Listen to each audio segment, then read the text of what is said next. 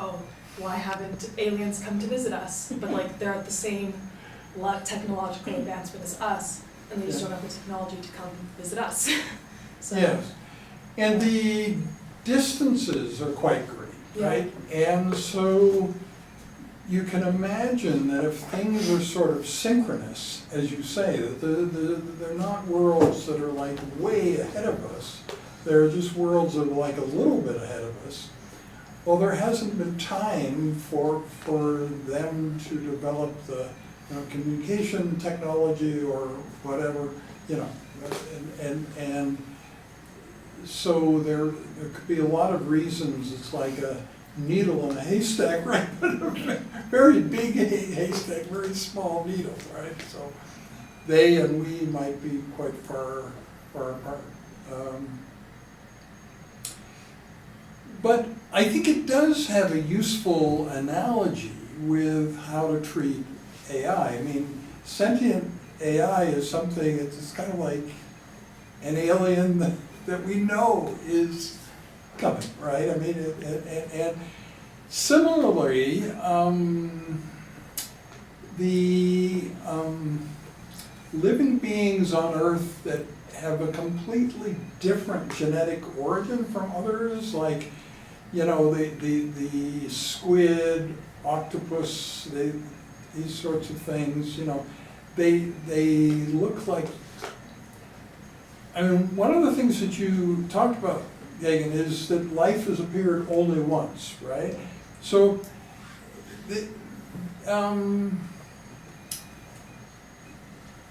like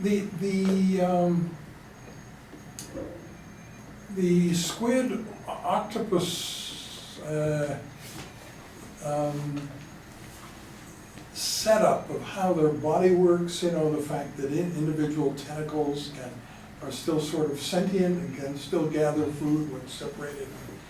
The whole way that they communicate, reproduce, live, everything's so different that it is remotely possible that they are the result of a second beginning, right? Yeah, I was reading some studies online, and there were some, I guess, ideas before. They weren't grounded in concrete, obviously, but they basically thought about how humans could have been sent here like thousands of years ago, and we could be the remnants of an alien civilization or something, or when another planet collided with Earth and then created the moon, that could have resulted in life being deposited on Earth. For example, the Curiosity rover on Mars, they found these deposits of water, and NASA decided that it would be a bad idea to go investigate because the fact that the Curiosity rover itself wasn't sterile, so they didn't want to jeopardize, if there was any life there, the chance of it dying or anything. So I guess there is possibilities for life to have come from elsewhere, developed elsewhere, but I guess the overwhelming notion is that we're pretty unique here on Earth, right?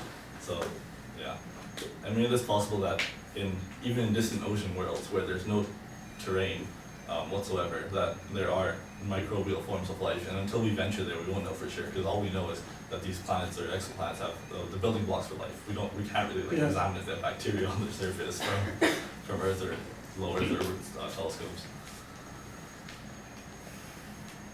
Yeah, I visited Hobart on the island of Tasmania off Australia in the early 90s. It's really interesting. It was separated from the main landmass a long time ago. It has a lot of unique species. You know some of them, the Tasmanian devil and stuff. And a lot of unique species of trees, and the trees grow so close together that humans can't actually pass through the forest because it's like so, yeah, anyway. And what happened during that part of my life, and I must say I wasn't very successful at this, I got really upset with the prejudice in Australia against the Aboriginals who were there before Western people settled there. And as you say, I mean, one of the greatest genocides that has occurred was on Tasmania, where all the original people there were wiped out. There was some interbreeding, and so there were like people who were half Aboriginal and that sort of thing, who still, their offspring exist today.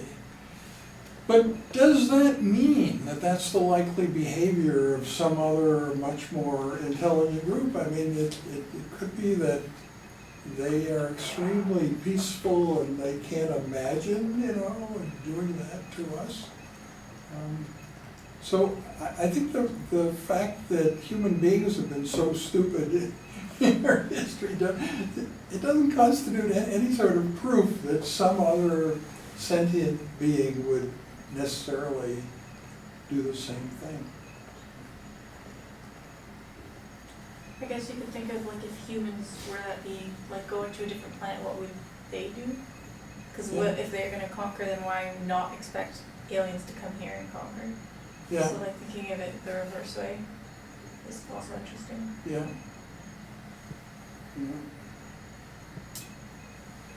Well, it looks like it's just a theoretical danger, if you think it's a danger.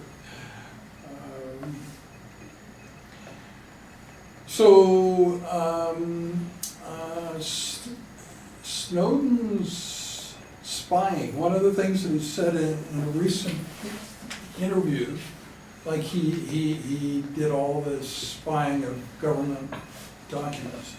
There aren't any government documents about aliens or like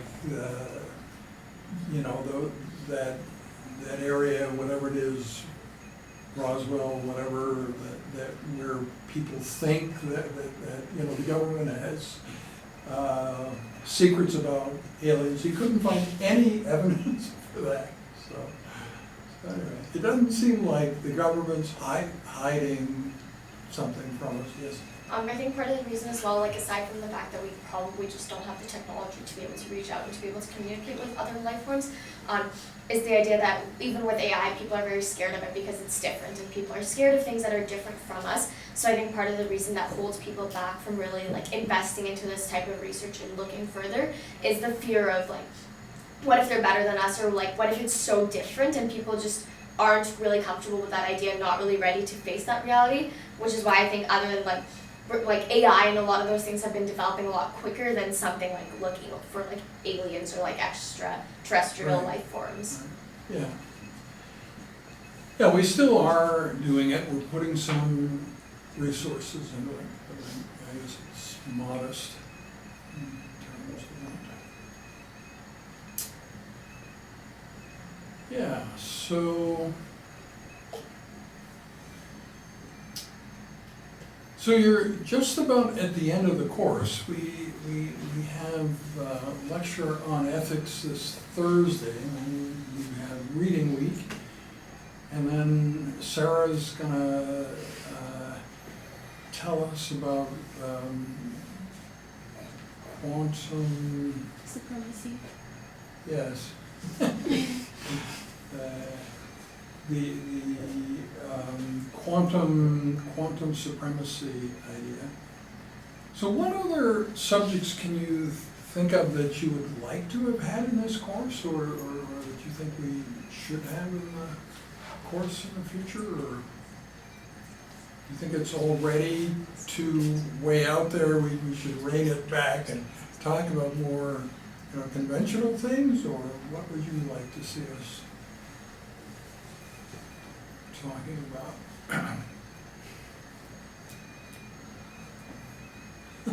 Okay, so I'm on my own to pick, eh? Yeah. I feel like when Sarah's presentation comes out, I feel like you can model that into newer iterations of this course, because like recently when Google came out and they announced they have quantum supremacy, right? You can talk about the whole host of new processors and the whole instance of the quantum computer and how it doesn't really actually focus on transistors and focuses more on the spin state of different particles. So I Right. feel like that could, I guess, bring and expand on the AI part of the course a lot more and bring that, I guess, into a more hyper futuristic area in where in the future potentially that quantum computing could be applied in, I guess, our day-to-day lives. Yeah, I mean, what it means is the barriers that you think protect us from really dramatic change will come down, right? Just like the current, ways that we protect information, encryption, the standard encryption will be easily breakable once we have quantum. And I suppose there'll be new quantum ways of protecting data. And a lot of questions that would just take too long and too much resources at the moment will be easy to answer. So it should really speed things up in general.